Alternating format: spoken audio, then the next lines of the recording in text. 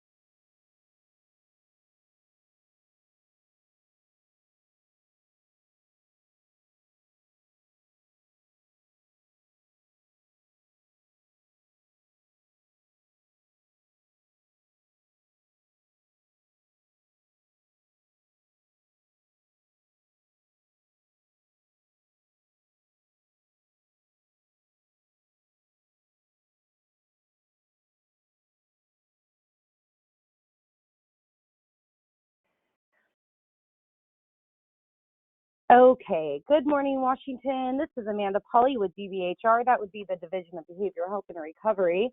But I think you probably already know that if you're tuning in. Today, I would like to introduce to you somebody who probably doesn't need any introduction at all, but just in case, this is Dawn Miller. Dawn is our supported employment training specialist through the Division of Behavioral Health and Recovery. She represents the Eastern Washington half. And today she's going to talk to us all about changing careers in the middle of an upheaval. So Dawn, please take it away.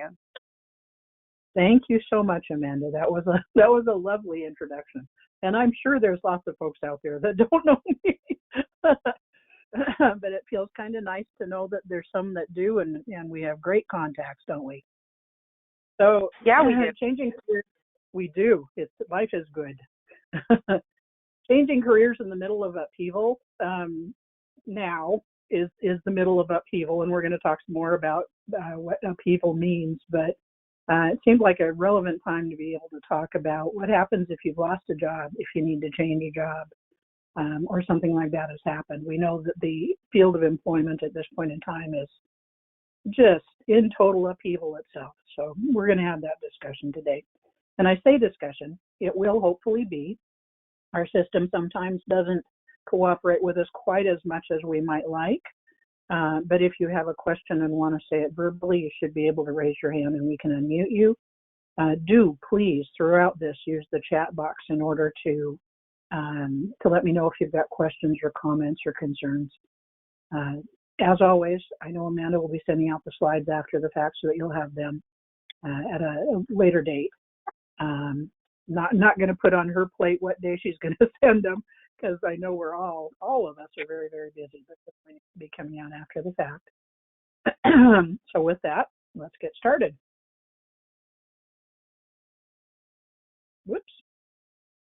All right, so goals of the training. What I'm hoping that you walk away with is identifying why we change careers or seek new opportunities, also known as upheaval defined. We're going to discuss some tips related to obtaining the job of our choice. We're also going to discuss, there may be some of you that are in a position to remain with the employer that you've got, want to change job duties or titles or be advanced or something along that line. And then one of the things that you can use the chat box for is to send to me information about what you're hoping to hear today. If I haven't covered something on the list, or if something on the list doesn't cover what you want to hear, do please let me know, and I'll attempt to address that as well. I will say, it talks about changing careers in the midst of upheaval. All of this information is relevant to changing careers, period. Whether you've lost a job, whether you're just interested in looking for something else, the job tips and things along that line are relevant regardless. And they're relevant for you if you're the one that's interested in changing careers. They're also relevant for people that you serve.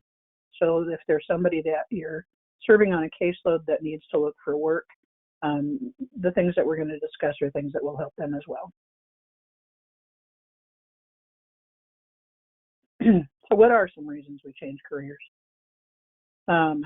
Right now, layoff or company close seems to be a pretty big one, sadly. I know we're in a state of economic disrepair that the nation as a whole is suffering in regards to, especially small businesses, but even large businesses. You see on the news on a regular basis, they've downsized, they've closed locations, they've closed in general, and so there are a lot of folks being affected by that. Current job no longer a good fit. The aging one is one that I relate to. My brain thinks I'm 40. My body tells me I'm 63 and sometimes 163. So when I provided services to individuals, there were a lot of times when folks were aging and they needed to go to a job that was maybe a little more sedentary, something that they could do for the long run because their physical abilities weren't where they had been at one point in time. Changes in health, some of the physical ability thing relates to that too. I worked with an awful lot of folks that through their job or through an accident or whatever it might be, became less able to do things. I can think of a lot of the folks on my caseload that came into the behavioral health agency that I worked for in depression, and that depression was because they'd lost a job or they could no longer do what they had been doing. And so that's definitely one of the reasons why we changed careers. It's 2020. And that paints a picture in your head right off the bat. Some of the issues related to the 2020, and this is not an exhaustive list by any means. There are child cares that have closed. There are child cares that are open, but we're not sure we want to send our kids there. There are jobs where you've been quarantined or furloughed or had reduced hours. Any state of Washington employee has been experiencing furloughs, and so I think that's become a pretty common thing. Might change your career because you're seeking advancement. Perhaps you still have that job, but it doesn't fit to what you need anymore. You want to use your skills better, or maybe you need more money. Couldn't we all use more money? Maybe you need to accommodate changes in a life circumstance. Perhaps you had to move. Perhaps you have had a child recently. Perhaps you had an elderly parent move in with you, and now you have to be the caregiver for that person. What are some other reasons that you all can think of that we end up changing careers? Do by all means either raise your hand or type into the chat box, because I would love to hear your side of things too. What are the things that you've run into that have been an issue?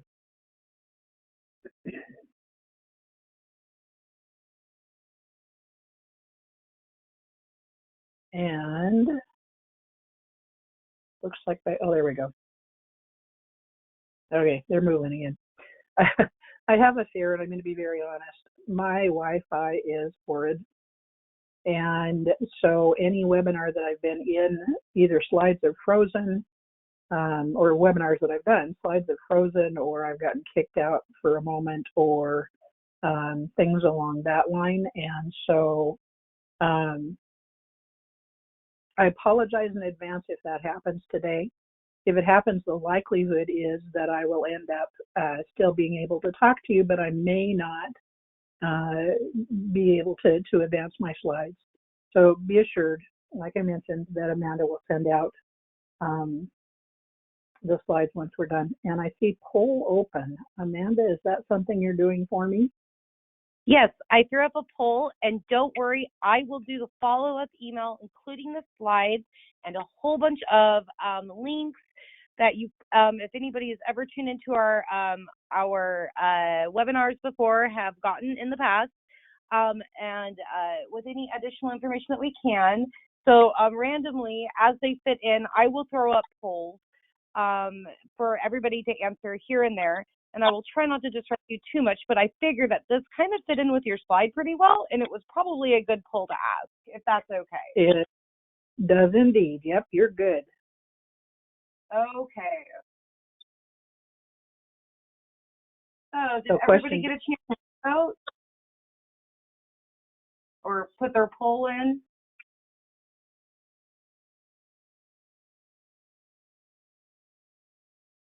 And I'm going to also be very honest in the fact that both Amanda and I are going through a train the trainer experience kind of as we speak. And the individual who's doing training with us is Pat Tucker, and a lot of you may know her, and she's absolutely amazing. She is encouraging us to stretch beyond our current and start using polls and things like that in our webinar. So good job, Amanda. And I do see that by the results coming. See the poll results? 73% of individuals listening said yes, that they've had to change employment due to upheaval, and 27% said no. So that's a large percentage. 73% is a lot. Yeah, and frankly, doesn't surprise me.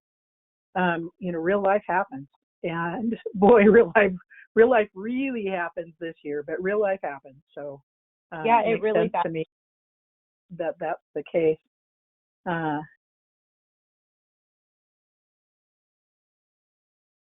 All right. So you've lost your job, so now what? And when I say this can be used for you or used for people on your caseload, that's absolutely the case. Use all available resources is a pretty obvious thing, but what are those resources? There are, because of COVID, changes to unemployment insurance that you may or may not be aware of. Things like the furloughs. State employees, because they had to be furloughed, and in July we had to be furloughed a number of days, we were able to apply for unemployment for that.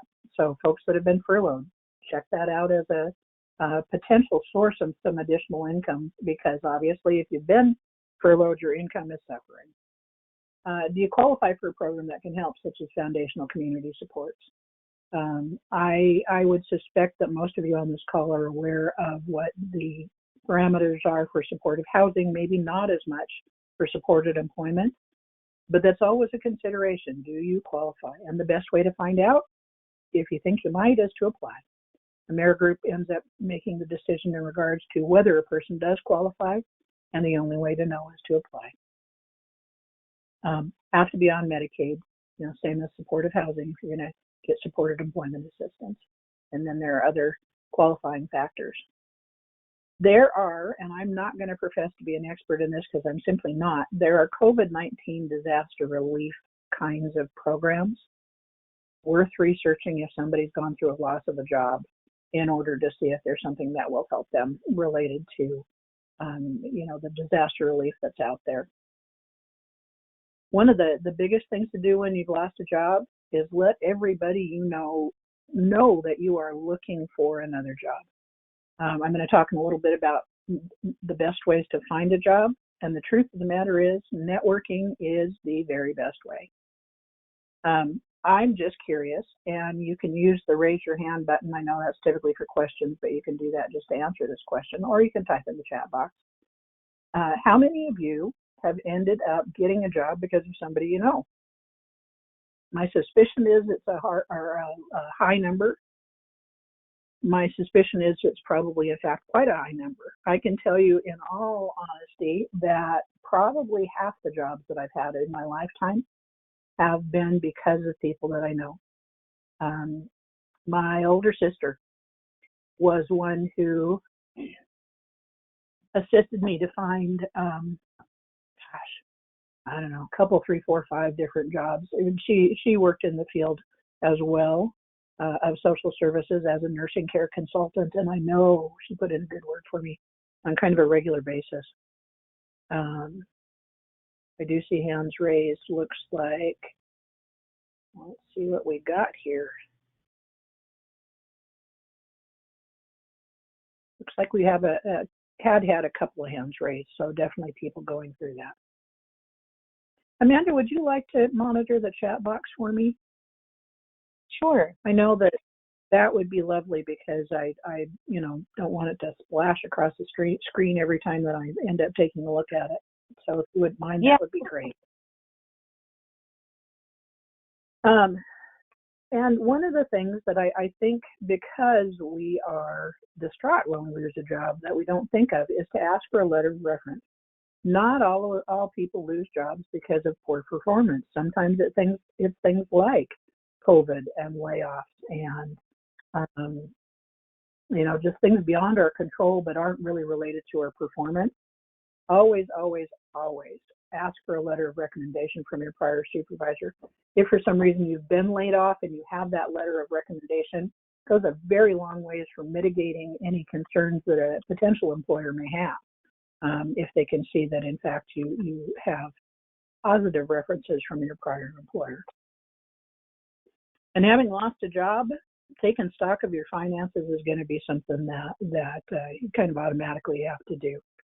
Not because of lost jobs, but just a variety of reasons over years in the past. I've cut my own hair to avoid that charge going to the beautician. And in fact, during COVID, ended up doing some of that kind of thing again. I've ended up using my crock pot for, inexpensive meals and, having leftovers for a couple of days afterwards or ones that I can freeze. I've ended up taking, at one point in time, a long time ago, I used the food bank and I took the bus because my car was broken down. This also shows my age. I had a 1971 Datsun 1200 and the solenoid went out, which means it didn't start readily when I turned the key. And so what I ended up having to do was to push it, hop in, pop the clutch, and get going. And I love to brag about the fact that I could do that in high heels. So that was a matter of taking stock of my finances and not being able to afford to repair the car, and still had places to be, so I just did that.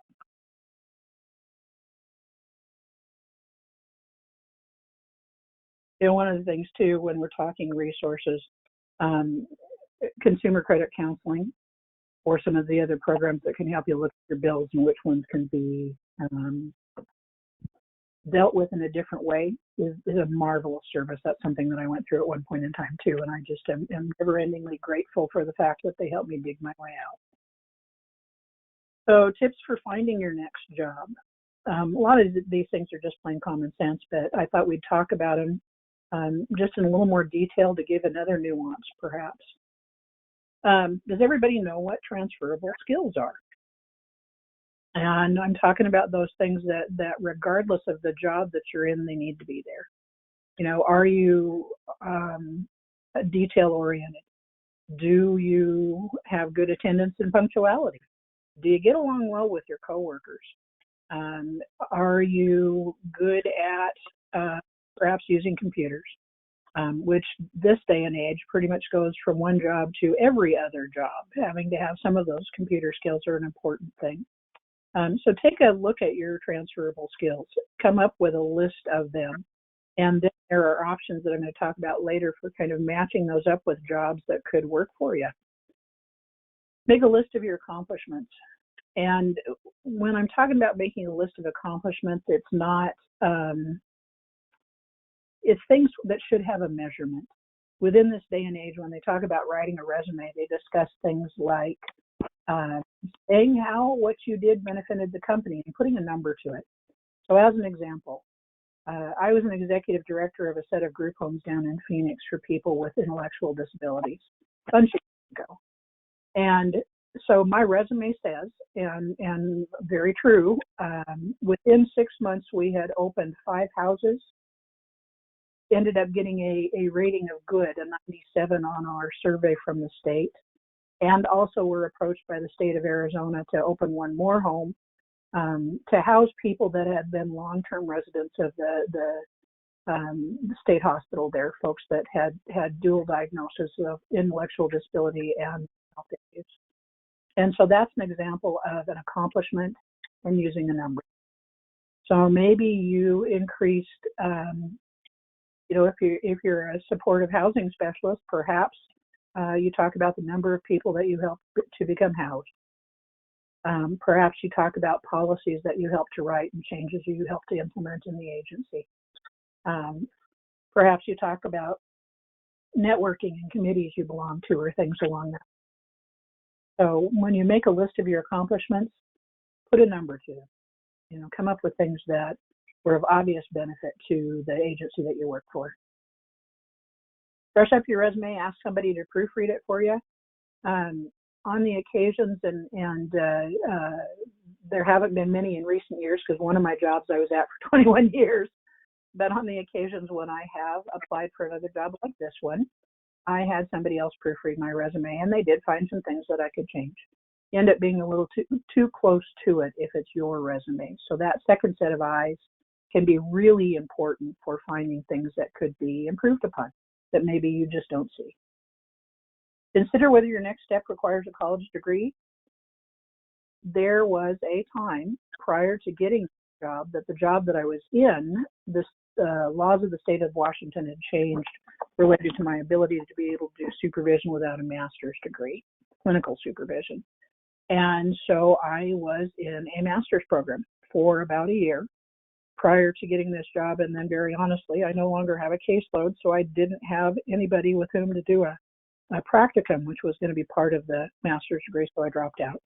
And very honestly, for this job, I don't need a master's degree. I need the number of years of experience that I've had, and the willingness to talk to people in places like webinars and and conferences and things like that.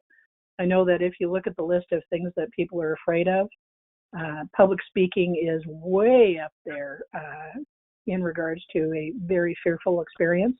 Thankfully, I find it kind of enjoyable at this point in time, so I'm glad to be here. I'm glad to be talking to you. Consider temporary to permanent options. That may not be the first thought, but once again, thinking back to people on my caseload, there were lots of times when folks had to have money, had to have it now, had to do something about that, and the temp to permanent was an option. So going to a temp agency and signing up to do various things.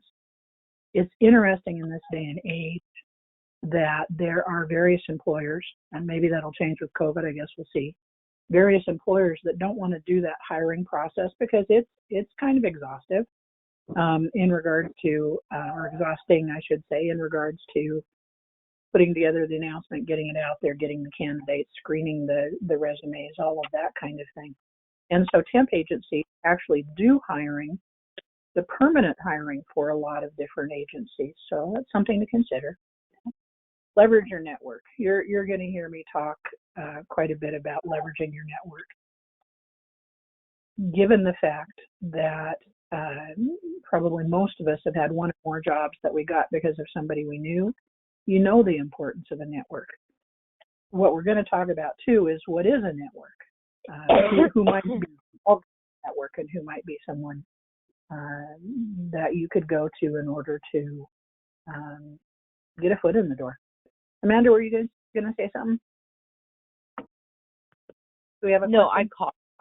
No. I coughed. I'm sorry. I didn't realize that my mute button was off. I apologize. No worries. No worries at all. If that's the only noise we hear in the background during the webinar, we'll be, I get allergies. Yeah. And in my, you're going to hear that time. Yep, it's that time of year. Sorry, guys. I was sniffing and then I coughed and then I'm getting ready to sneeze any second now. Gesundheit in advance. How about that? I know we have dogs, cats, kids, you name it. So any noises in the background are just no big deal. I just was checking in. So one of the other things we're going to talk about briefly at the end too is practicing good self-care. If you or somebody that you're helping is looking for a job, it's not an uplifting experience. I'm not telling you anything that's earth shattering. We already know that. But job seeking can make you feel less. It really can. When you get turned down from different employers and end up feeling like, why wasn't I picked as a candidate? What's wrong with me? Kind of a thing. It weighs on you at some point in time. And so practicing good self-care is incredibly important. An employer can see when you walk in that door if you're feeling confident or if you're feeling beaten down. So let's all work on feeling confident. All right. I love this little guy in the green and white t-shirt. I'm assuming it's a little boy. But I have to tell you, and Amanda can vouch, that's what my hair looks like right now. I was talking about taking stock of your finances and doing one's own haircut. Well, yep, that's what happened. Not because of finances right at this moment, but because of COVID issues. So I relate to him. His haircut's like mine. So the best ways to find a job, ask your network for referrals. So by that I mean, talk to your neighbor, talk to the person at the grocery store if you want to work at a grocery store, talk to old colleagues at different social service agencies. Ask them to put in a good word for you. Ask them to provide that recommendation that you might need to get a job.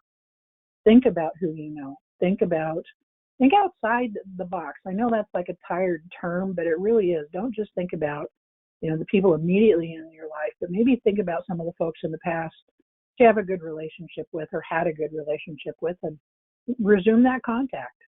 Now is a grand time to be resuming old relationships just because we're so isolated at this point. Contact companies directly. When I provided services to individuals, I would ask them for a list of agencies or companies that are of interest to them. Not necessarily that they were hiring, but companies of interest. Because one of the best ways to get a job is to come up with that list and then start contacting the company. Perhaps ask a hiring manager or HR person, a supervisor, for an informational interview. Make it clear that you're interested in them and that you want to hear more about them to see if you might be a good fit. In truth, and if you approach it at the right time and not when somebody's super busy or, allow them to schedule an appointment that works for them, it's a compliment. It's not a hardship. It's a compliment. Companies are always interested in hearing about people that would be a good fit for their job and that have an interest in working for them. Use job search platforms. That one's probably pretty obvious.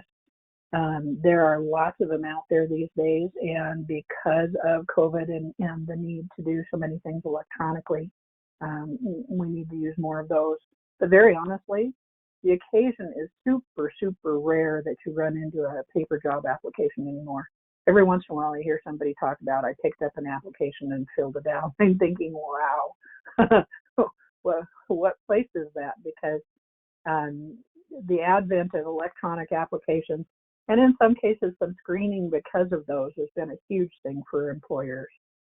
I will say that the screening because of the applications, there are large employers that use keywords to screen people in or out. So if you're filling out an application for a company, make sure you know the jargon because they're going to look for that. Make sure you know what kinds of things that they would expect to see if somebody knows a lot about the place it is that they're going to be applying. Go to job fairs or virtual job fairs. It's interesting to me that there have started being so many virtual job fairs, and it's a good thing. And my suspicion is it's not going to go away after social distancing goes away. It's I think a cheaper and maybe more effective way of doing some of the hiring. So I think virtual job fairs are something to experience and perhaps just get used to. Leverage social media. There are agencies that use Facebook to hire. There are agencies that use various other of the social media. When you look at Craigslist and Indeed and various of those kinds of websites, they do a lot of the hiring. Inquire at staffing agencies. This gets back to that temp to permanent kind of thing. What can it hurt? It takes a little bit of your time. It may be something that's of benefit to you, particularly if you need something quickly. And it's kind of a no-risk scenario if you are able to be sort of flexible and open and are confident in your ability to feel at least relatively comfortable in a brand new setting in a pretty quick manner. So networking, I said we were going to talk a little bit more about that.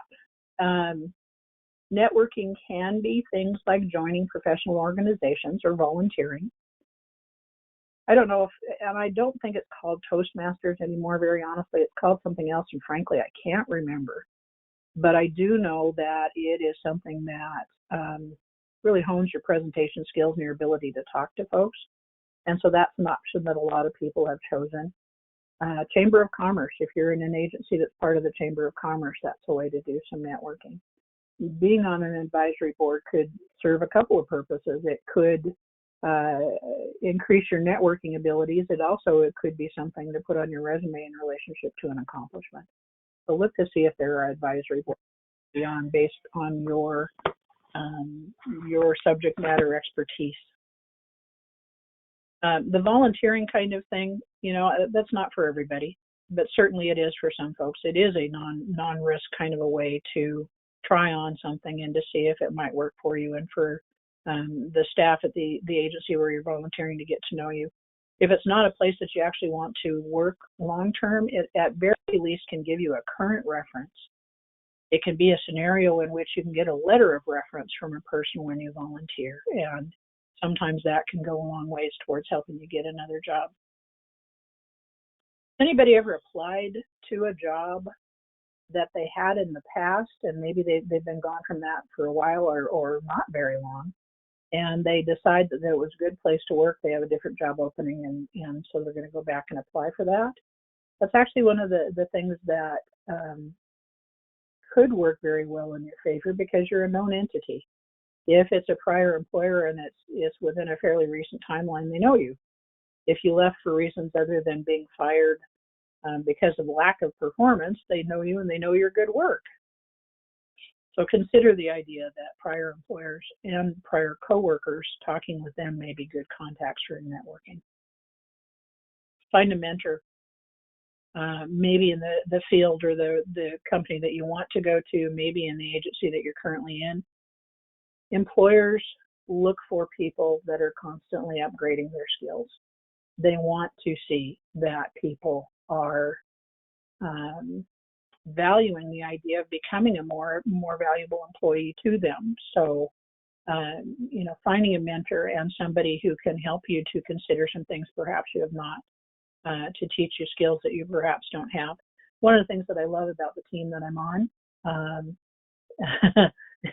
I'm going to tease Amanda a little bit, is I have very basic computer knowledge, or maybe intermediate, not necessarily basic.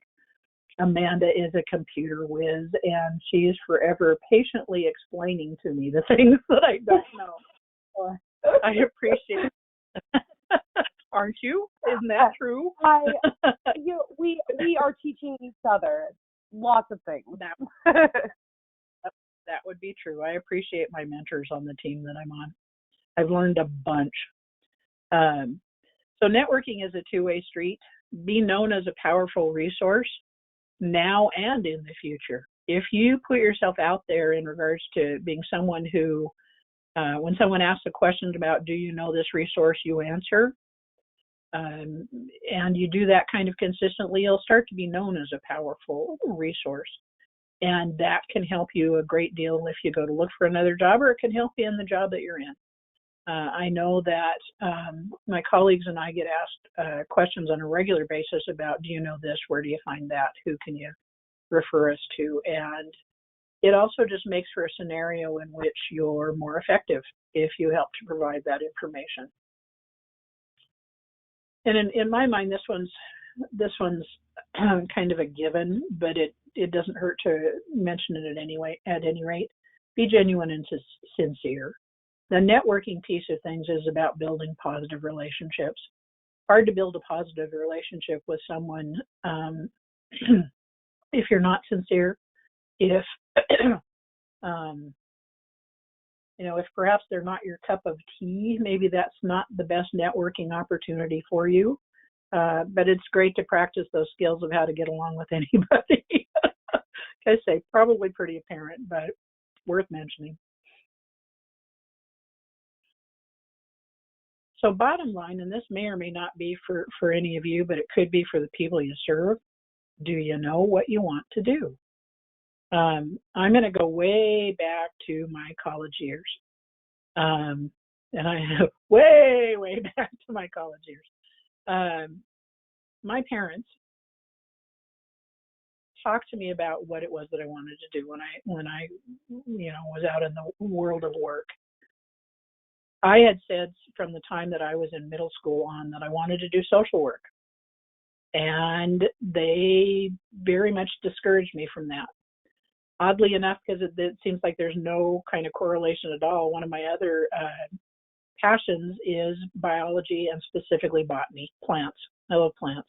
So I started out in college in biology and with an emphasis on botany because my parents had said, you'll never be able to support yourself if you do social work. And in my sophomore year, when I got a D in chemistry, because I hate chemistry, I said to them, you know what, I'm going to do my original plan, which is to go into social work. And they said, with our blessing, go for it. And I have to say, it was the right choice. Not everybody is as lucky as I am in relationship to really knowing and feeling and truly believing that I was meant to do social work over a period of time. So if you don't know what you want to do, there's ways to figure that out.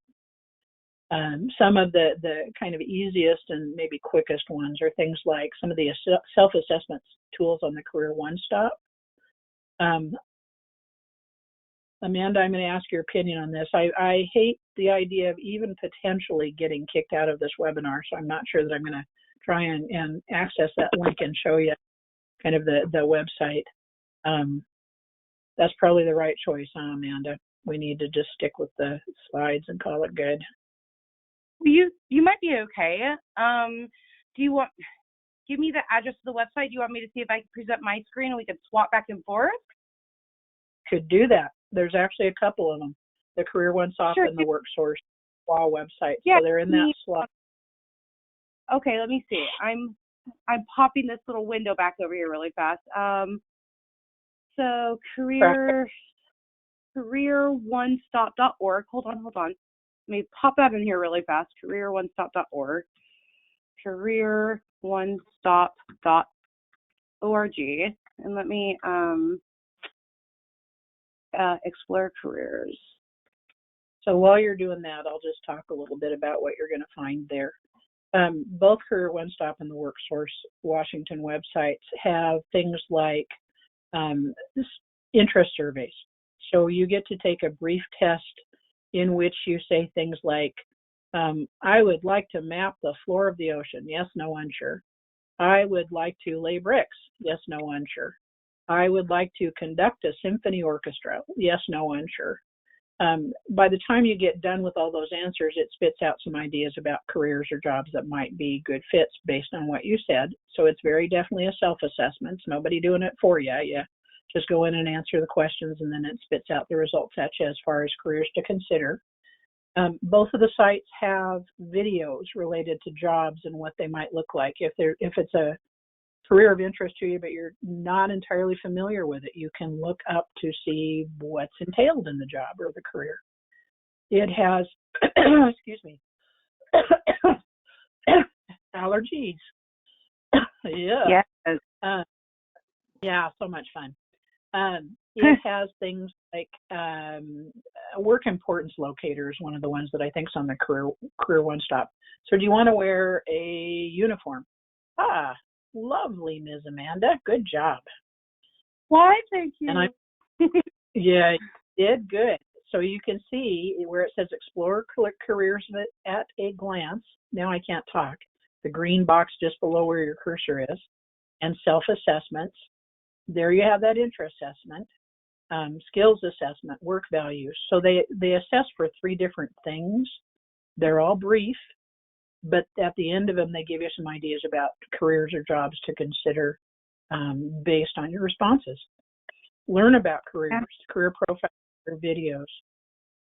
You can then take from those responses and look up different types of careers to see more about them.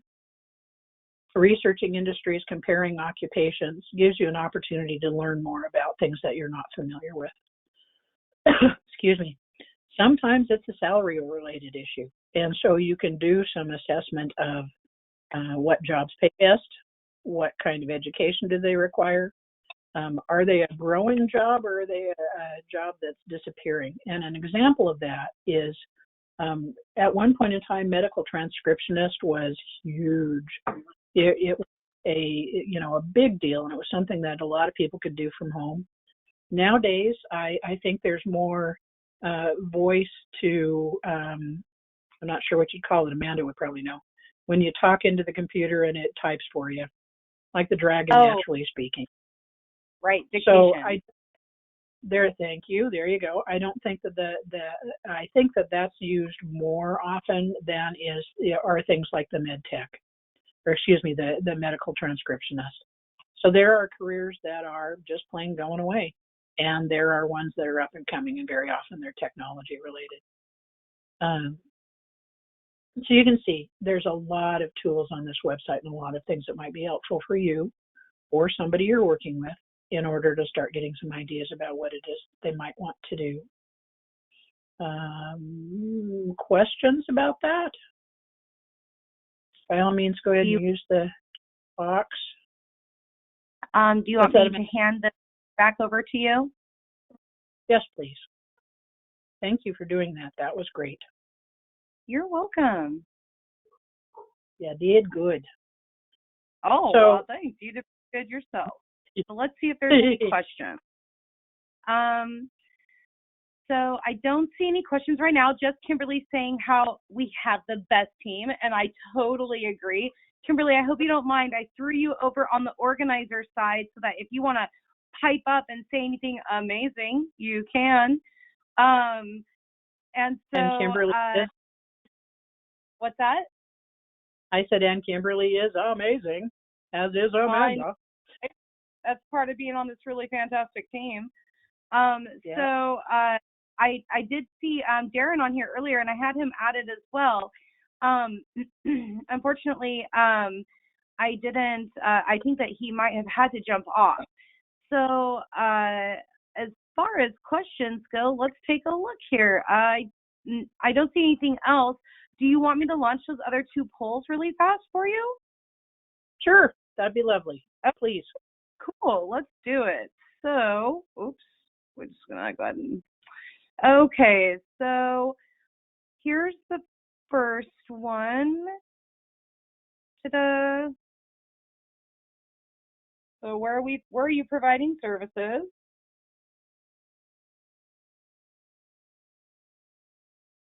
Oh my goodness.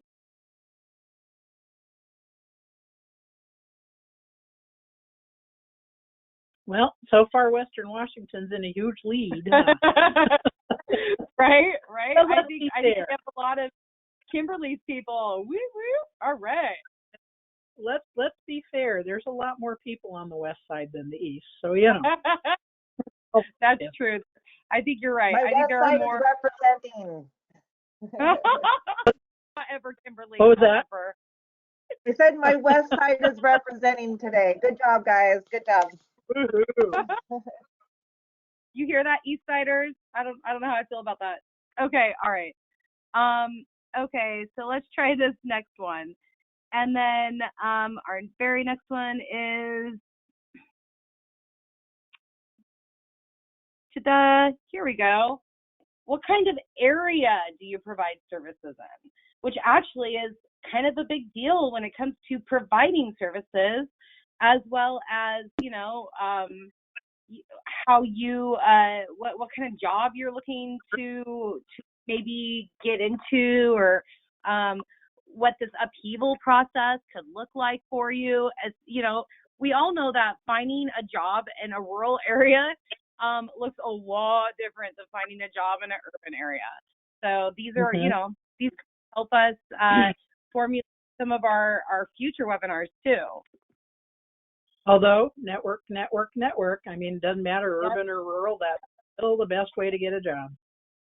I totally agree. Some of my best, longest jobs have come from who you know. Yep, absolutely. That whole old, it's not what you know, it's who you know. There's some truth in that.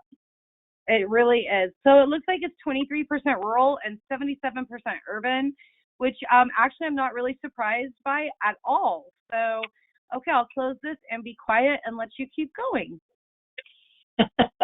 Thank you so much. Good polls. I appreciate it. So in regards to knowing what you want to do, I showed you some information, or Amanda showed you some information about a website that you can go to and do some self-assessment. One of the other good ways of figuring out perhaps what you could do and things maybe that you haven't considered is talk to people that know you and know your skills. The ones that know and love you are very likely to have some ideas about things that you're really good at that maybe you haven't noticed about yourself. And so sit down and talk to somebody. Do that bit of brainstorming about, what kind of things do you see me good at doing? What is your dream job?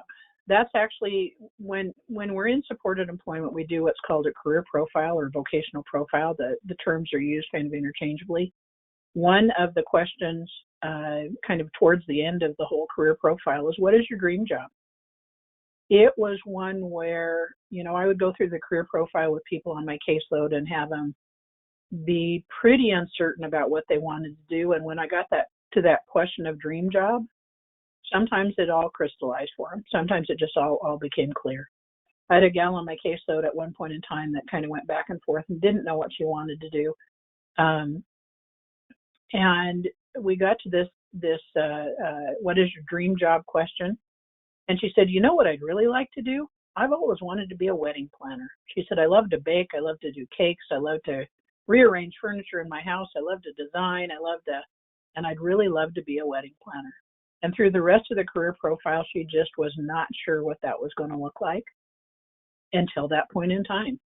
I've had guys that, for fun, do woodworking or work on cars or things along that line, but they've never considered it as a career. And when we get to that dream job question, then they do. I'm going to tell a quick story about a person on my caseload, or maybe not so quick, but it's my favorite story. So how about that? Gal that was on my caseload a bunch of years ago who was actively using meth and referred to the supported employment program that I was working in.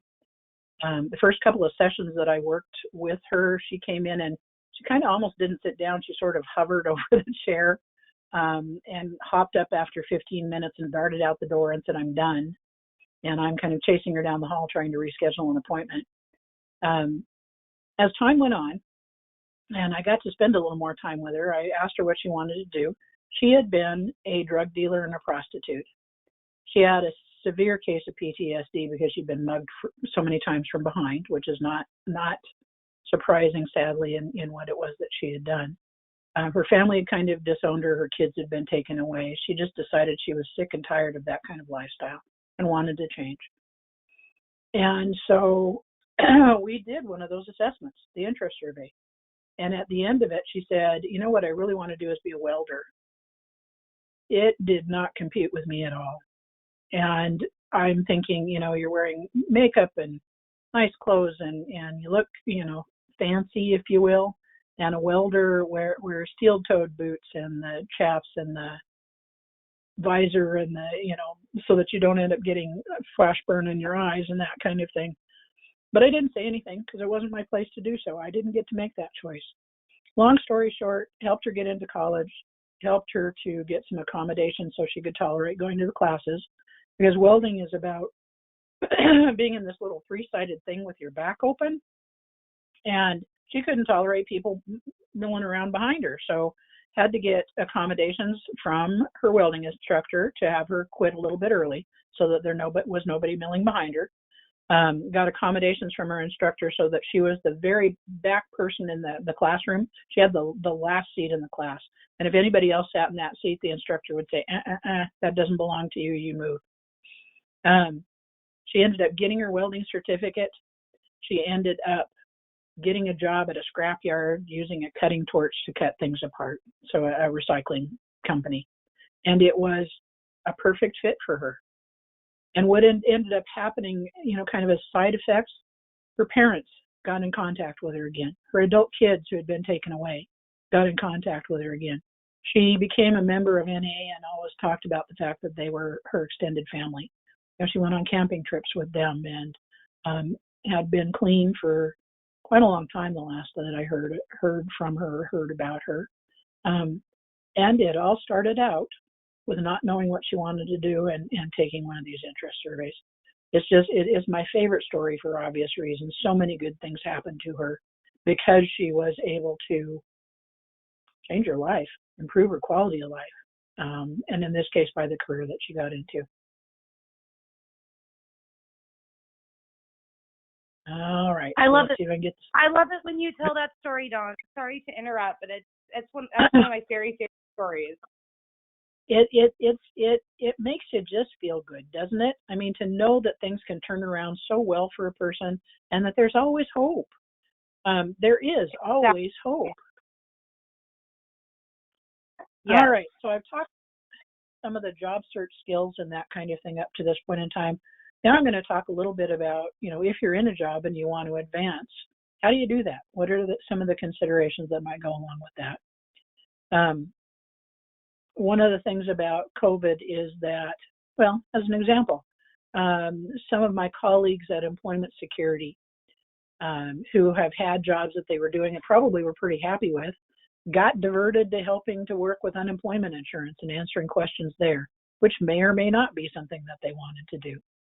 So in this time of upheaval, in this time of having to do what we need to do kind of to thrive and survive, sometimes our jobs ended up changing. Amanda and Kimberly and I, and Darren, if he's still on the call, used to get out and go to do presentations face-to-face. And all four of us have a desire to talk to people and get to know people and to build those relationships. And it's so much easier done face-to-face than it is via webinars. The webinars are fine. I'm happy to present the information, but I don't get to talk to you in the same way that I do if I'm face-to-face. So that could have caused one of us to say, no, we want to move on, or we want to move up, or do whatever. Thankfully, it hasn't, because I like our little team. Obviously, that's become obvious.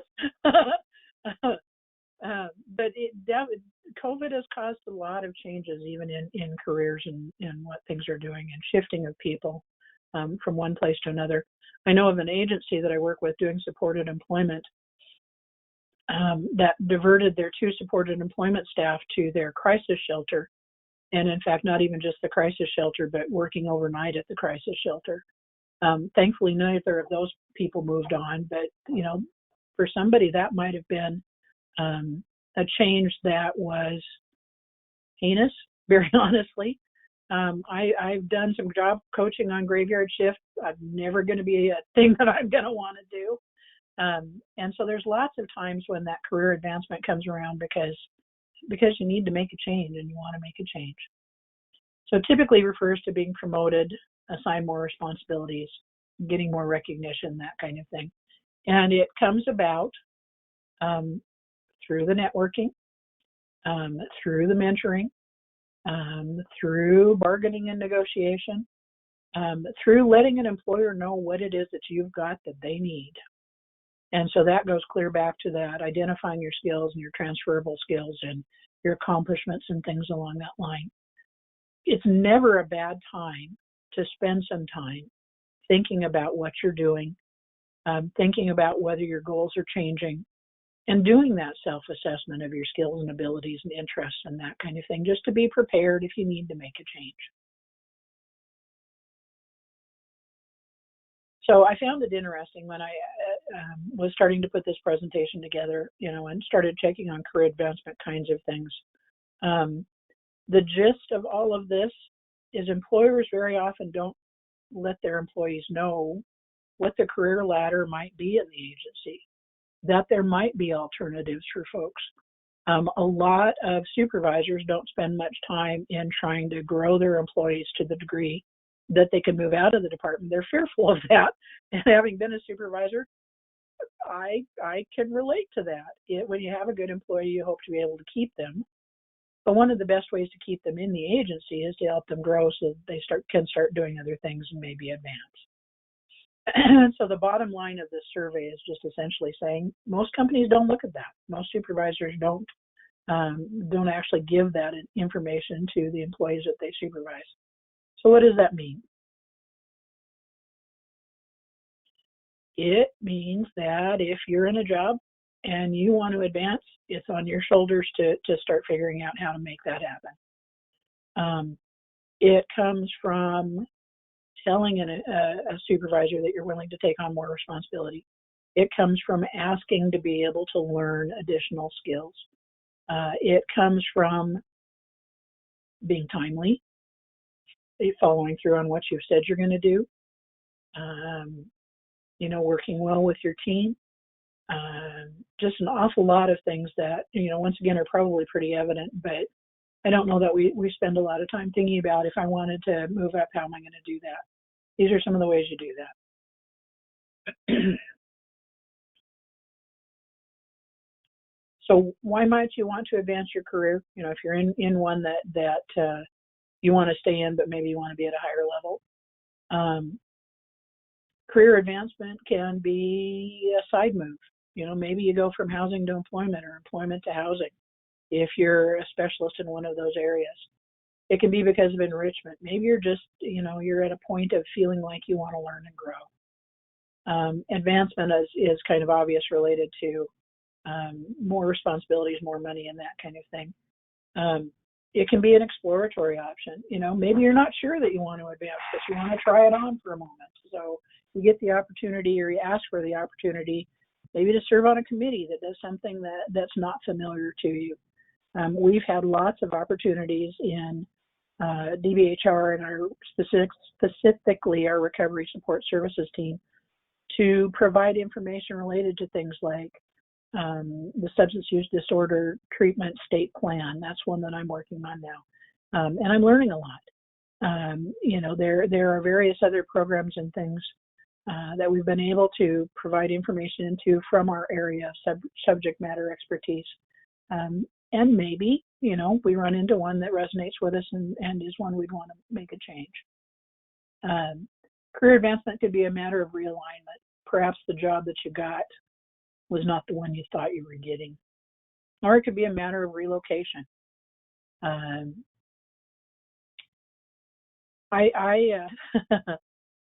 coming to you from Moses Lake, Washington. Don't know if you knew that. Amanda and I, being East Side trainers, are actually on the east side of the state. Located and we have on the the best east side. internet. We have the best internet ever, being in this location ever. Best internet. Oh, you ever. Wish that was true. Gosh, it would be nice. We are actually on the east side of the state. And just a little aside, when I moved to Moses Lake, it was for a job. It was for a job, and it was networking people that I knew, and they needed a branch office of the operation opened here. It was for SL Start and Associates when they existed, kind of in the way that they did. They do exist, but they're different now. And I thought, boy, this is not a place I'm going to stay for very long.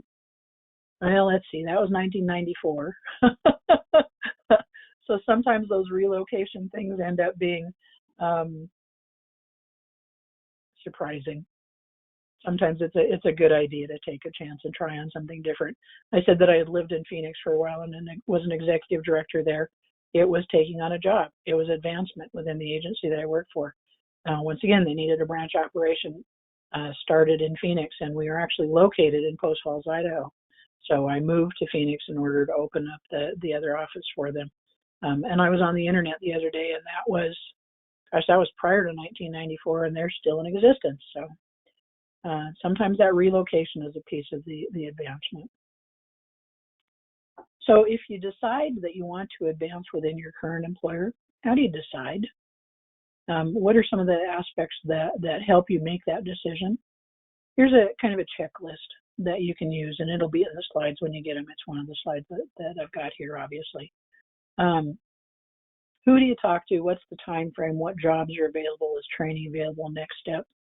It gets you thinking about and researching about what's it going to take, and these are some of the things that it's going to take to figure out if you want to advance.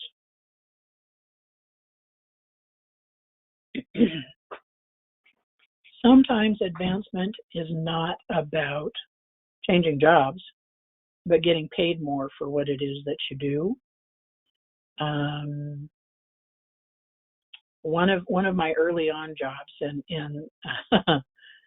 I think back to the agency that I worked for. It was a private nonprofit social service agency that worked with people with intellectual disabilities. It was a pretty low budget operation. In fact, a lot of my colleagues went to the plasma center and had standing appointments to supplement their income because we weren't paid well.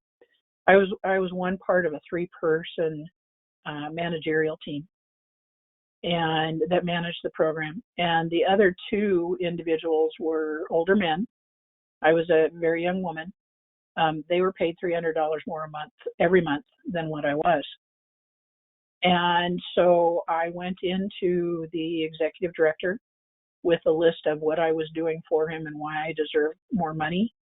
And he gave me that raise. So sometimes the career advancement kinds of things aren't about changing a job or even changing responsibilities. Sometimes it's getting paid in a fair and equitable manner for the jobs that you do. And we all know there's differences, though there should not be. And please don't think that I'm saying that there should. There are differences in some cases for wages of people that are women versus people that are men. I guess my my rabble-rouser response to that is don't tolerate it. If you're not being paid as much as your colleagues and you're doing the same job, ask. There was a gal on my team when I was a supervisor who was a peer counselor, and it was in a supported employment program. That's what I've done primarily throughout my adult years is supported employment, or in some cases housing kinds of things. She was paid less than the rest of the team, and initially the intent was she was going to provide support but not do job development and job coaching and all of those kinds of things. But over a period of time, it turned out that that's what she ended up doing. She did exactly the same work as the rest of the employment specialists. Not support as a certified peer counselor, although she did that as part of what she did, but it didn't end up being her primary responsibility as we had originally planned. And she made it clear that she felt she should be paid the same as everybody else, and that's exactly right, she should be. And so she came to me, and I went to HR and also went to our chief financial officer and started advocating for a raise in her pay. And it was kind of a process, but it happened. Would it have happened had she not come to me? Probably not, because I was busy with the day-to-day, how do you deal with the stuff going on? And frankly, I don't know everybody's salary. Only you know your salary. You and HR and perhaps somebody else in the organization, but don't take for granted that your supervisor knows what you're being paid. That may or may not be the case.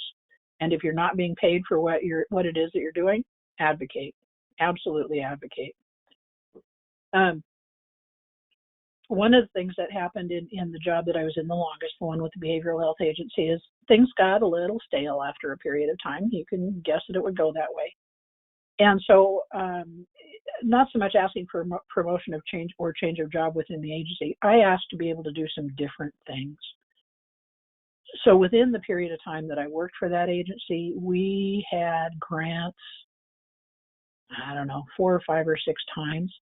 Every time that we got a grant, what came along with that was some different job responsibilities, different duties, different opportunities. And so even though this says asking for promotion or change of job within the agency, the career advancement for me was just getting to do something a little different. 21 years, things definitely got stale on occasion. And this allowed me to do some things that made the job interesting again.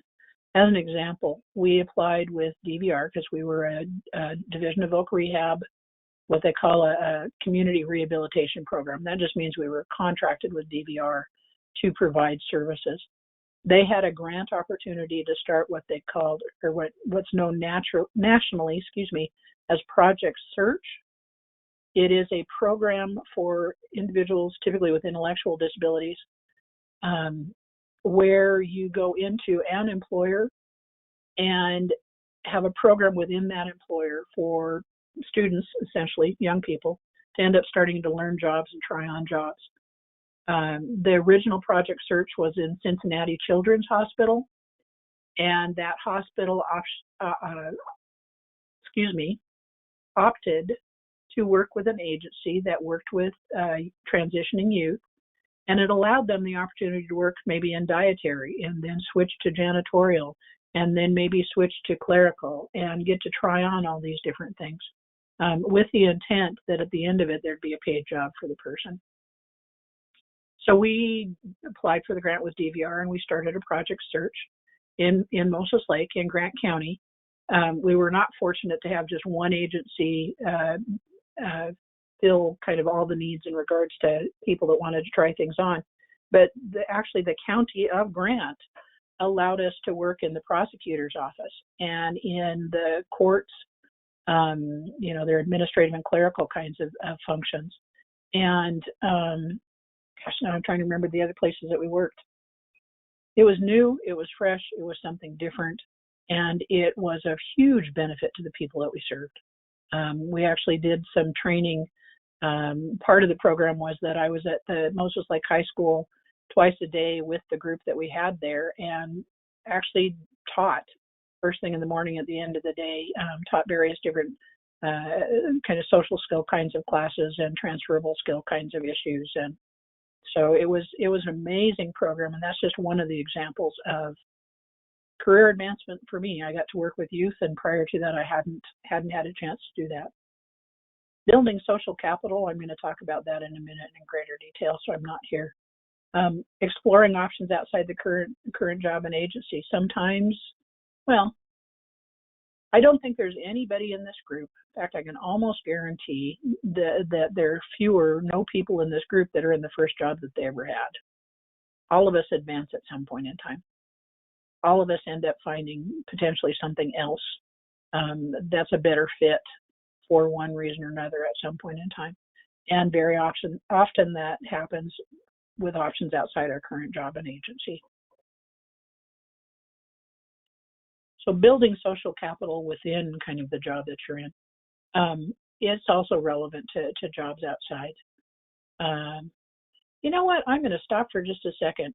Part of the reason that I got the job that I got here was one of those grants that we applied for the agency that I worked with before. We were one of the sites for the Becoming Employed Starts Today, the BEST grant. And because of the work within that BEST grant, because of providing individual placement and support services and supported employment and supervising the staff and being part of the Learning Collaborative, I got to know some of the people at DBHR, and very honestly, that's how that and I've got the skills that were needed. Well, let's be very clear on that. But getting to know the people at DBHR, that's how I got that job. So there's another way that networking works. Back to building social capital. Sorry for that little meandering side trip. One of the ways you can build your social capital is ask your boss to assign more challenging projects to you. I am always impressed by Kimberly because every time that something brand new comes up, and Amanda, oh my gosh, Amanda ended up organizing the Foundational Community Supports conference that we just had. So the two of them I've watched time and again volunteer for sure. I'll try it. Give me a shot at it. Let's learn something new. Building their social capital in a big way because they learn new skills and they get to network with additional people. When you identify a problem, how many of you come prepared with a potential solution? So if you go to your boss and say this or that isn't working, do you also go in with this or that isn't working and here's a thought that I had in regards to how to fix it? Regularly check in-house on job listings for higher level positions. At my age, frankly, that's not something I do very often anymore. At 63, retirement could happen, although I'm not anxious to do it. So I don't. You should. This is one of those, do as I say, not as I do kinds of things. Check to see if there are jobs that are of interest to you. Talk to HR to see if you qualify for what it might be that you're going to do. Build relationships with those folks so that you feel comfortable asking those questions. Amanda had said, Dawn, your slides look great. I had sent them to her yesterday, but based on our train the trainer kinds of things, said you have too much on one slide with your building social capital, so I made it into two, and you'll see down below I've got two, and two. So offer to help out others, including your boss, with difficult projects. Be efficient, be timely, follow through with what you said you're going to do. Be that team player that every supervisor hopes that we will be.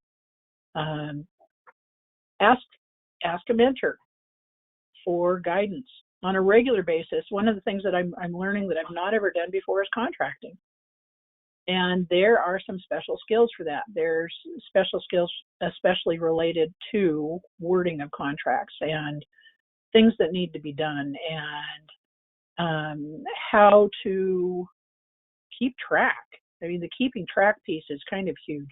And so we have various mentors on our team that are more experienced in contracting than I am, that have been providing assistance to us. Getting that mentoring means you have additional skills, but it also means you've networked with somebody that knows that you learn well, that you are interested in learning, that you are interested in advancing your skills. Find out what additional training and certifications can help advance your career. I know that the DBHR is one that has a tuition reimbursement policy, and there are various agencies that do. Sometimes you'd be surprised about the agencies that do. I know that within the agency that I worked for previously, there was also a tuition reimbursement policy that was fairly narrowly focused, but it was there. It was something that was available to folks. Interestingly enough, in a very rural behavioral health agency, Moses Lake is considered in the world of behavioral health to be frontier, not just rural, but frontier. And part of the definition of that is 70 or more miles away from the next larger city. Well, we're 70 miles from Wenatchee, from Tri-Cities, 100 from Spokane. So we're kind of dead center between the three of those, and we're considered frontier. A number of my colleagues at the agency ended up getting a master's degree and had signed up for a program that would provide tuition forgiveness, the paying back that money that you had to pay to go to college, if they remained providing services in a frontier agency for, I think it was 5 years. Wouldn't it be worth it to work in a place for 5 years to have been able to get your master's degree and get that forgiven? So there are various different things to consider in regards to building your social capital, how you can do it, how you might want to do it, and resources that could help you to do it. All right, we're going to talk a little bit about self-care. Would you agree that at least the discerning person gets an idea of whether you're feeling confident or not kind of when you walk in the door? I certainly think so. And I suspect a lot of you are like, all of us on the call are intuitive when it comes to how people are feeling, even if they haven't stated it, how people are presenting, because we have to. That's part of what we're supposed to notice in order to provide services to individuals. If you're in a service provision setting, you gotta pay attention to kind of what's going on behind the mask. So how you treat yourself is how you're inviting the world to treat you. If you are downplaying your skills, downplaying your abilities, and we all do that on occasion when we're not feeling confident, but if it's a habitual kind of thing, that's how you're inviting the world to treat you, is to downplay your skills and abilities. So I'm going to say that self-care is incredibly important. I'm going to say that self-care is the kind of thing that we should do regardless of what our job is, regardless of our life circumstances. Our quality of life improves when we do good self-care. Here are some examples of things that people do, and I put gardening on the list. I'm sure that doesn't necessarily come to the top of the heap for a lot of folks. It does for me. I probably should have put in a slide related to my garden, and in fact, I could do that. I have one for a different presentation that I'm going to do, and just give you kind of a smile because the flowers are gorgeous. So what do any of you do related to self-care? Do you have some ideas? And please feel free to either raise your hand, put in the chat box. I've heard people say things like baking. I've heard people say things like sewing. I know one of my Facebook buddies does puzzles, and she'll periodically put a Facebook post with a picture of the most recent puzzle that she's done and how difficult it is. Amanda or Kimberly, what do you guys do for self-care? This is Amanda. I oil paint. Yes. Or I walk. Like when I get anxious, I walk, and then so stuff, or I knit. Anything I can do to see it with my eyes, some kind of visual goal setting kind of situation. It's helpful for me. Yeah, I like your paintings. I've seen some of those on Facebook also, since we don't get to do that face-to-face these days. Oh, thanks, Anybody? Bonnie. Yeah, you do good stuff in lots and lots of areas. I'm going to take a quick look here to it. Kimberly says she goes for drives and listens to music, mosh pits, which actually Kimberly introduced me to mosh pits, which was amazing. It was my very first experience with mosh pitting. I got my first year-long bruise. That was amazing too. So there's lots of really great ways to do self-care. Some people get their hair done. Some people get massages. Some people get their nails done. Some people go horseback riding, or they jog, or they go get a tattoo, or right. Or henna, or they go to the beach. I mean, Kimberly has been talking for 1,000 years about going to the ocean and just having a quiet, non-child weekend. So, stuff like that. Yeah, definitely. Time for yourself is one of them. I know those of you that are parents with small kids have a hard time finding time for yourself, but even a bubble bath and lock the bathroom door. Although if you're like me, when my kids were little, then they'd sit outside the door and continue talking to you through the door. So you try. Either that or cat, right? One of the big ones, I think, or at least in my mind, because I've always been incredibly self-critical. And I said, I know I'm not the only one. I know there's a lot of us that do that to ourselves for one reason or another. It's to learn how to forgive yourself. And I know one of the things that I learned when I worked in the behavioral health agency, because I had a lot of buddies who were therapists, and I got to listen in some cases on kind of what they were telling people to do, is a thought-stopping kind of a thing. I used to, if I made a mistake in my head, I would have that negative tape saying, that was so stupid. I don't believe how stupid that was. On and on and on and on. You're so stupid. That was so stupid. And what I learned within that thought-stopping process was, if the word stupid ran through my head, I would literally do the sign language sign for stop. So kind of palm up, one hand kind of hitting the other hand, stop, and I would reframe. And I did that often enough that I really made a difference related to, kind of perseverating on mistakes that I made and making a bigger deal of them than what they were. Because truth be told, pretty much any mistake we make, unless it's horrendous, by next week, who's going to remember but us? Nobody. Who's going to care but us? Nobody. And so forgiving yourself your mistakes can make a lot of difference related to your confidence level, can make a lot of difference related to your quality of life. And so that was just, I taught a class one time to parents on TANF related to goal setting and motivation. That was actually another one of the contracts that we had that was kind of amazing. It was great.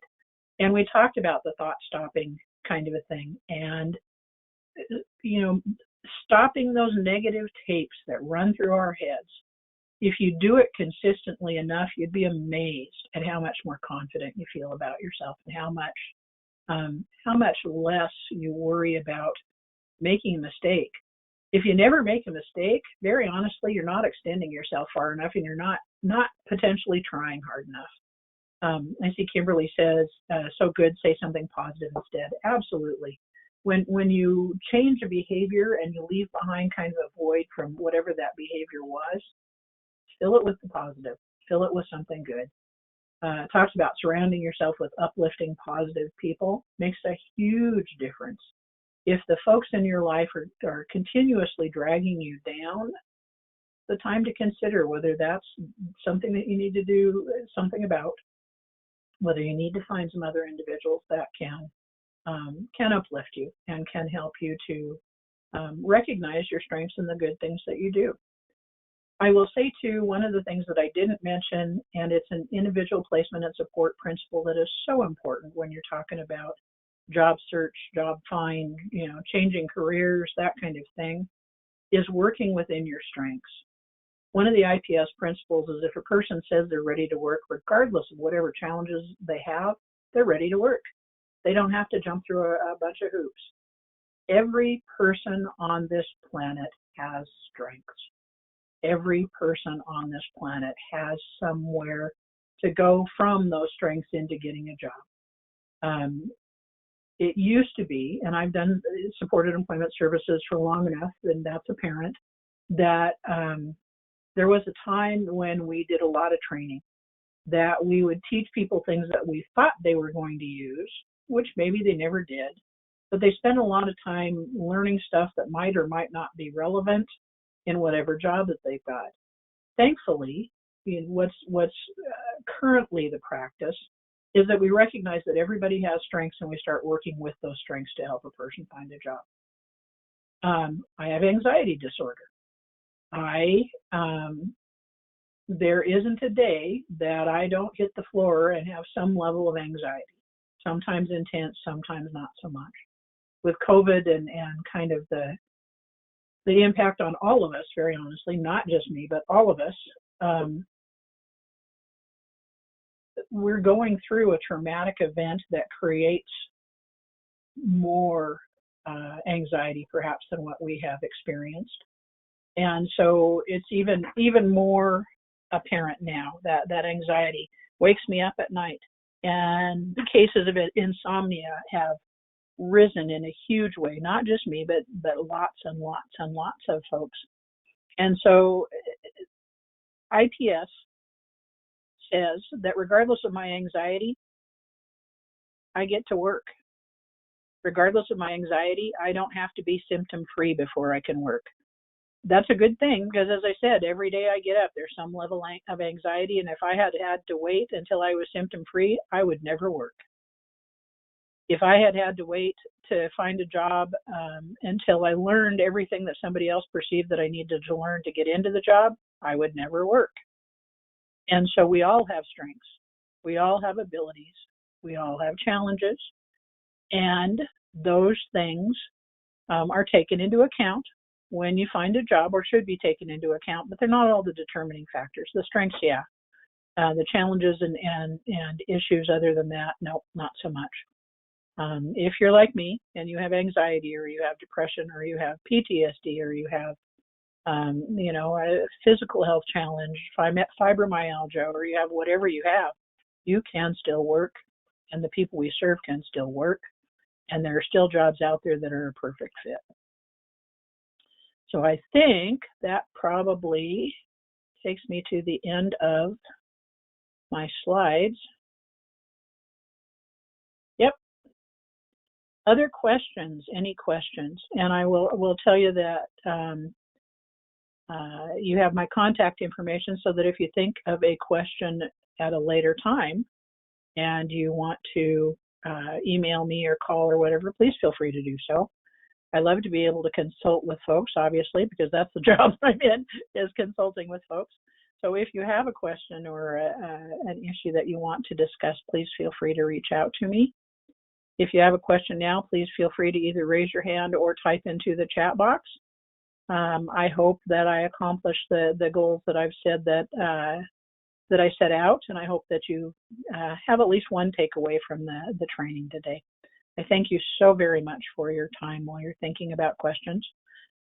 If there are none, and it's looking like at this point in time there may not be, then we will end early. Amanda, did you have something to add? I just wanted to say how wonderful this was and how great of a presenter you are, and say thank you very much, Dawn, for speaking to our housing to our housing community this month during our topical time, and taking the time out to do your presentation. We really appreciate it. This has been really fantastic, and it's really great to see. You're getting some thank yous in the chat box, and yeah. Yeah, it's so funny, because when I got this job and heard I was going to be doing public speaking, I panicked really as part of that anxiety disorder. And I have to say, it's a point, oh geez, I enjoy it. I actually do, surprisingly so. I remember one time, and I'm just going to tell one other small story.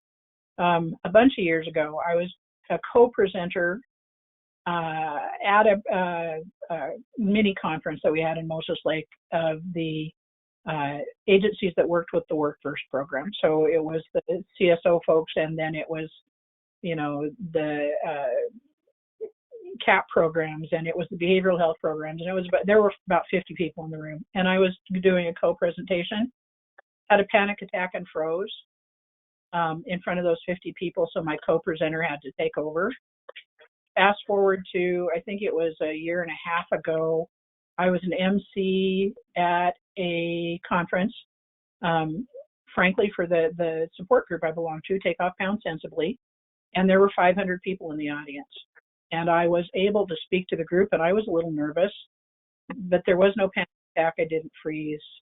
I was able to do what I needed to do. And so, we can all learn and change and grow and use those strengths and surprise ourselves sometimes. Well, it's kind of the way it went, right?